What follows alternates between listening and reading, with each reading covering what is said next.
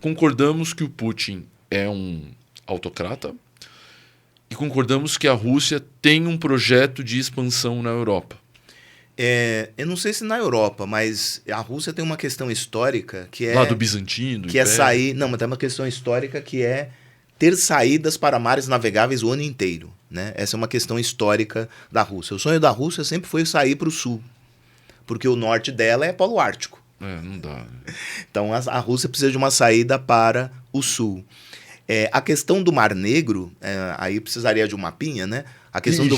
Abre uma aba aí, pessoal. A questão do Mar Negro... Joga no Google. Do Mar Negro você chega no Mediterrâneo, né? Você passa ali no Estreito de Bósforo e Dardanelos, você chega no Mediterrâneo. Curiosamente, são 2 territórios dominados pelos turcos. Então, para quem não sabe, Turquia e Rússia não têm exatamente uma relação amistosa. Porque a Rússia... Às vezes parece que sim, né? Então, mas isso é muito recente.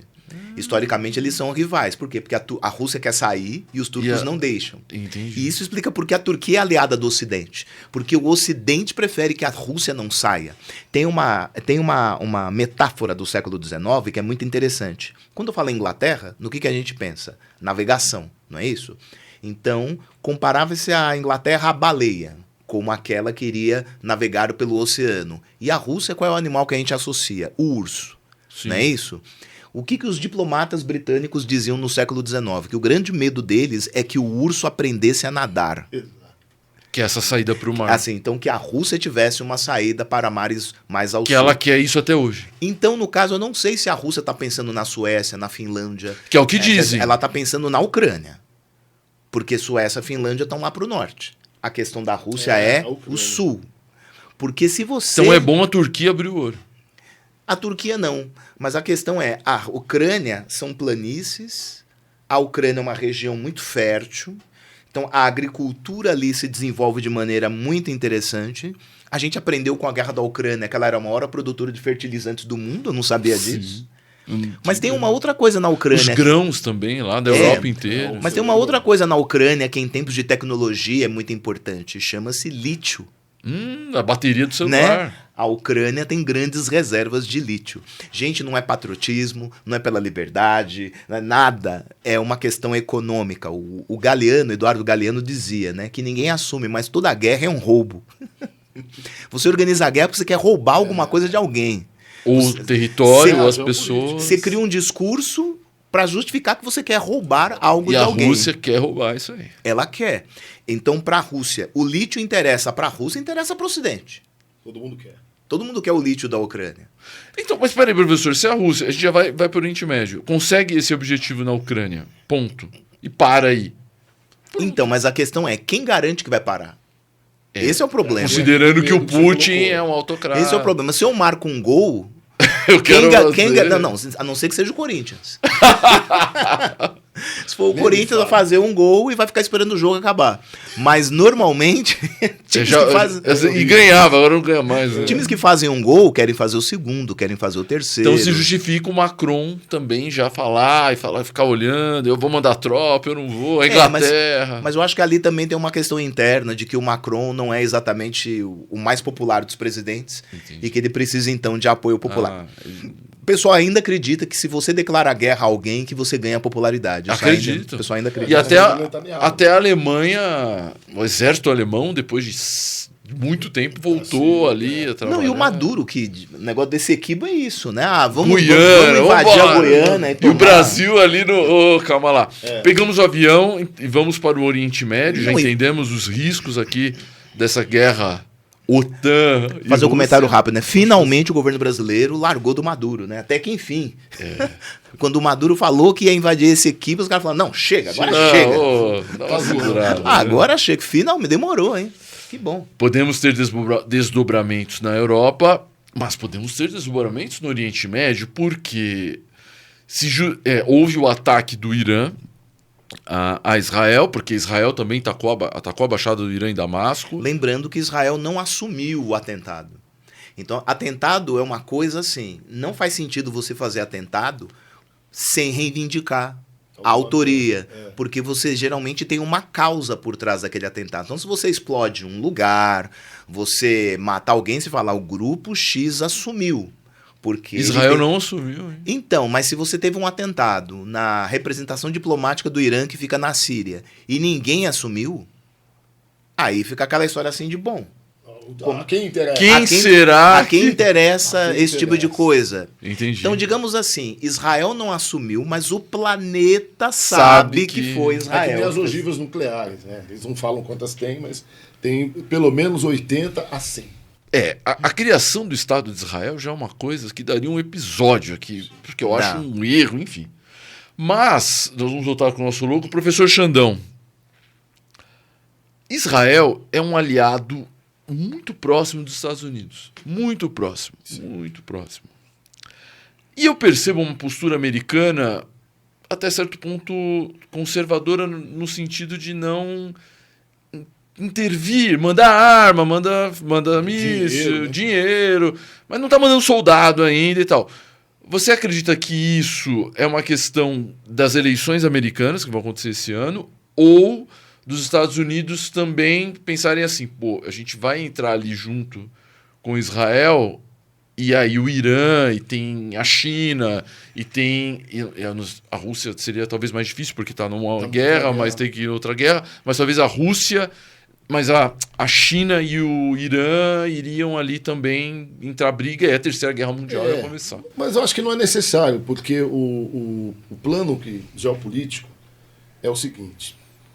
Eu vou dar um dado que todo mundo está deixando passar, não sei porquê. Quando começou a retaliação israelense ao 7 de outubro, todo mundo falou, vai subir o petróleo.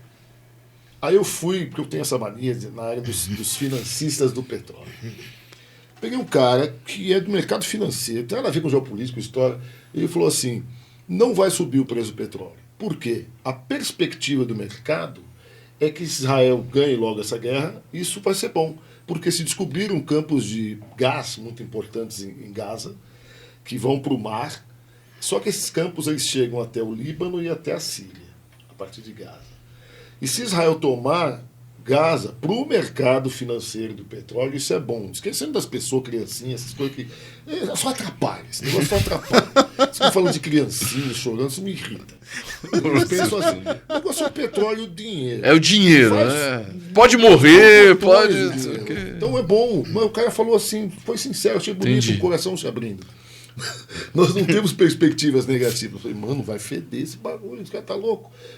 O que aconteceu de lá para cá? O petróleo não subiu muito. Ele fez isso, depois ele caiu de novo. Porque a perspectiva ainda é a mesma. Então, a ideia é que Israel funcione como... Pensando a lógica americana, ocidental, mercado financeiro, um cabeça de ponte. Ele é um ponto no Oriente Médio que tem armas suficientes para fazer esse trabalho. Não é difícil tomar Gaza, como não está sendo difícil. Por isso que é bombardear e destruir tudo. A estratégia é destruir tudo para os caras não terem para onde voltar. Só precisa convencer o Egito e mandar os caras para o deserto. Então a estratégia não é assim, acabar com o Hamas, mas já que o Hamas fez isso, nós vamos a gente aproveita para tomar a faixa de Gaza. Isso, acabou. Aí o resto é tudo detalhe, mesmo os reféns. Tanto que a população israelense já percebeu isso. E estão na porta do Netanyahu, eles invadiram o parlamento. Pô, cadê nossas famílias? Como eu falei, um país tão pequeno, todo mundo conhece alguém que perdeu alguém sequestrado. Cadê esses caras? Vai ficar 6 meses lá. Já mataram, se não me engano, 40 reféns nos bombardeios. Mas em contrapartida, existe um financiamento. A sensação que eu tinha é que o Hamas, ele não um representante, mas ele era financiado pelo Irã. Sim. E aí o Irã não... essa coisa. O Irã... Parece que assim, o Hamas não está avançando, aí o Irã falou, então a gente vai ter que entrar de vez nisso. Não dá também para o Irã entrar de vez. Assim. Porque o mundo árabe não engole... Embora o Irã não é árabe, mas os países ali não engolem o Estado de Israel ali. Mais ou menos. Ultimamente, aí um ponto a favor do Benjamin Netanyahu. Ele conseguiu uma... Olha só, hein? Um ponto a favor. Ele é uma ratazana, uma raposa, assim, com pouquíssimas há no mundo.